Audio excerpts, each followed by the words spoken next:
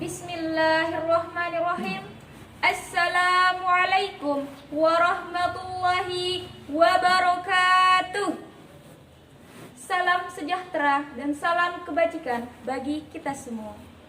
Alhamdulillah rabbil wassalatu wassalamu ala asrafil anbiya'i wal mursalin Sayyidina wa maulana Muhammadin wa ala alihi wa ashabihi ajma'in, amma ba'd.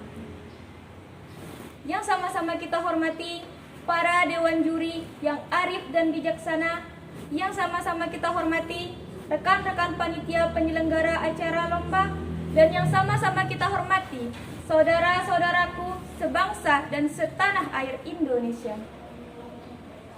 Pertama-tama, marilah kita panjatkan rasa puji syukur kita kepada Allah Subhanahu wa Ta'ala yang telah memberikan kita berbagai macam nikmat, di antaranya nikmat Islam, nikmat iman, nikmat kesehatan dan kesempatan, sehingga sampai saat ini kita bisa melakukan aktivitas kita sehari-hari. Kedua kalinya, sholawat dan salam tak lupa kita haturkan kepada junjungan alam Nabi kita, Nabi besar Muhammad Sallallahu Alaihi Wasallam, yang telah membawa kita dari zaman jahiliyah menuju zaman yang Islamiyah. Dalam kesempatan kali ini, saya akan menyampaikan sebuah pidato yang berjudul Pendidikan di Masa Pandemi. Pendidikan bukan hanya proses mentransfer ilmu dari pendidik ke peserta didik.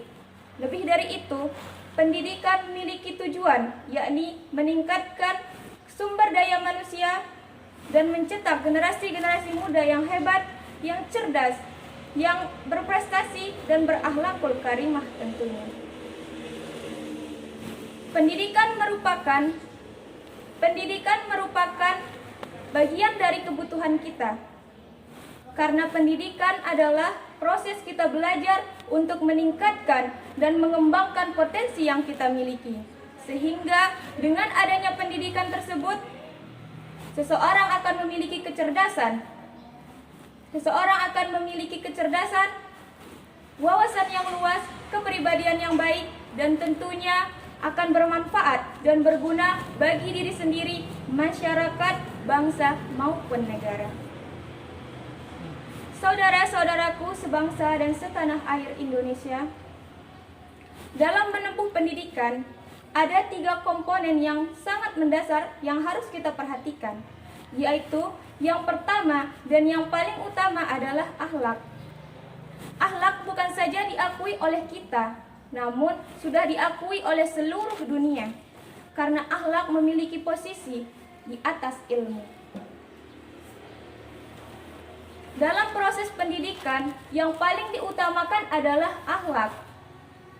Tanpa akhlak yang baik, tanpa adab yang baik, semua pendidikan yang sudah kita jalani akan sia-sia.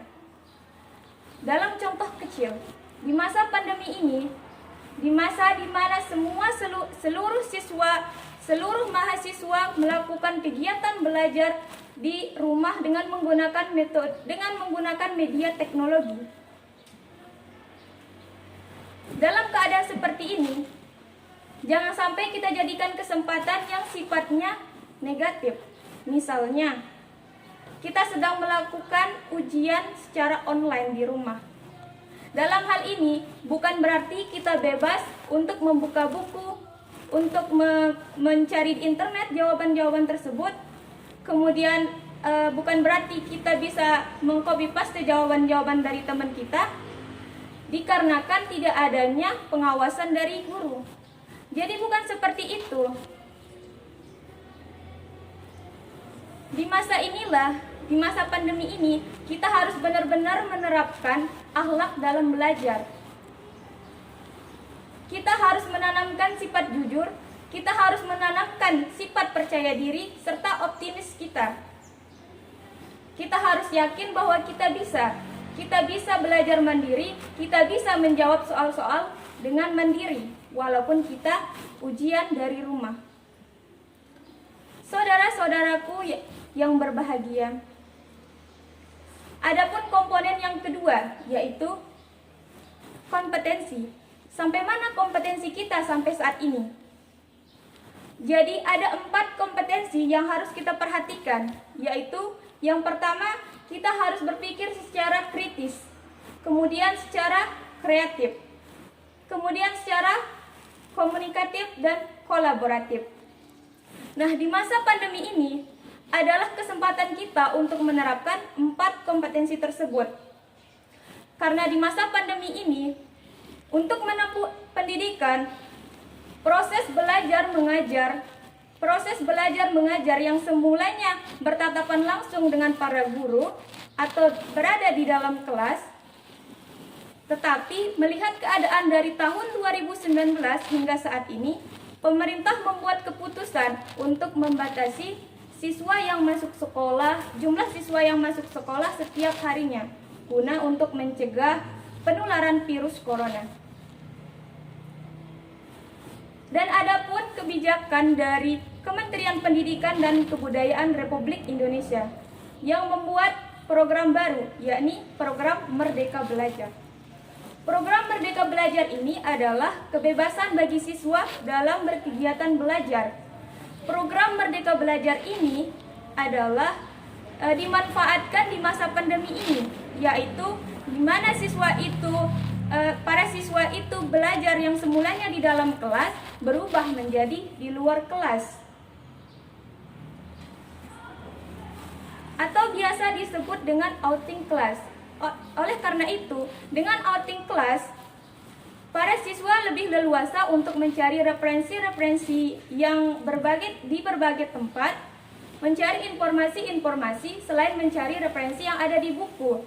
Para siswa bisa mencari referensi yang ada di internet atau di lingkungan keluarga mereka.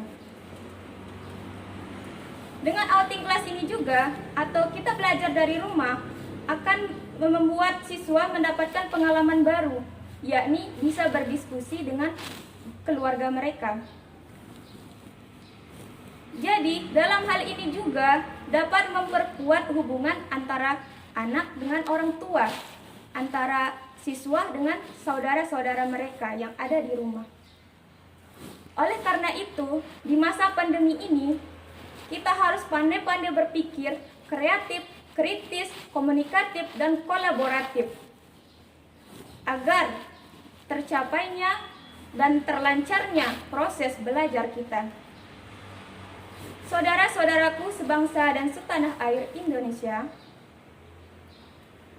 kemudian ada pun komponen yang ketiga, yaitu literasi atau keterbukaan wawasan. Untuk membuka wawasan kita agar lebih luas lagi, lebih-lebihnya di masa pandemi ini, maka kita harus menerapkan literasi digital, yang dimana kita memanfaatkan teknologi-teknologi yang kita miliki, seperti memanfaatkan media sosial untuk mengikuti seminar-seminar online, webinar online, kursus-kursus online yang tentunya akan menambah pengalaman kita, menambah wawasan kita. Jangan sampai kita gaptek atau tidak bisa memanfaatkan media sosial. Maka dari itu, pandai-pandailah kita dalam bermedia sosial, apalagi di masa pandemi ini. Saudara-saudaraku yang berbahagia, pendidikan memiliki peranan yang sangat penting sekali di dalam kehidupan kita. Karena jika kita memiliki pendidikan yang tinggi, memiliki pendidikan yang baik, kita akan memiliki peluang besar untuk mendapatkan apa yang kita inginkan, untuk mendapatkan apa yang kita cita-citakan selama ini. Dan tentunya akan berpeluang besar kita mendapatkan lowongan pekerjaan dengan cepat, bahkan mendapatkan posisi karir yang lebih tinggi. Dan untuk diketahui juga, pendidikan bisa memutuskan mata rantai kemiskinan, karena kemiskinan sangat erat sekali dengan kebodohan. Saudara-saudaraku yang berbahagia, dalam dunia pendidikan kita juga harus memiliki motivasi, yang dimana motivasi itu akan mendorong kita agar selalu bersemangat dalam menempuh pendidikan. Seperti salah satu tokoh nasional kita yang bernama Bapak Ki Hajar Dewantara. Beliau yang memiliki rasa amat cinta sekali terhadap pendidikan, mampu mendedikasikan hidupnya membangun konsep pendidikan di Indonesia. Beliau juga selalu berupaya untuk membuat metode-metode baru dalam pendidikan dan mampu menyadarkan kepada pemerintah bahwa pendidikan itu sangat penting sekali. Oleh karena itu, pemerintah pada saat itu memberikan julukan kepada Bapak Ki Hajar Dewantara sebagai Bapak Pendidikan di Indonesia. Dan setiap tanggal 2 Mei yang merupakan hari kelahiran beliau dicetuskan sebagai Hari Pendidikan Nasional yang kita rayakan setiap tahunnya. Saudara-saudaraku yang berbahagia, jadi sudah saya sebutkan 3 komponen yang sangat mendasar sekali dalam menempuh pendidikan.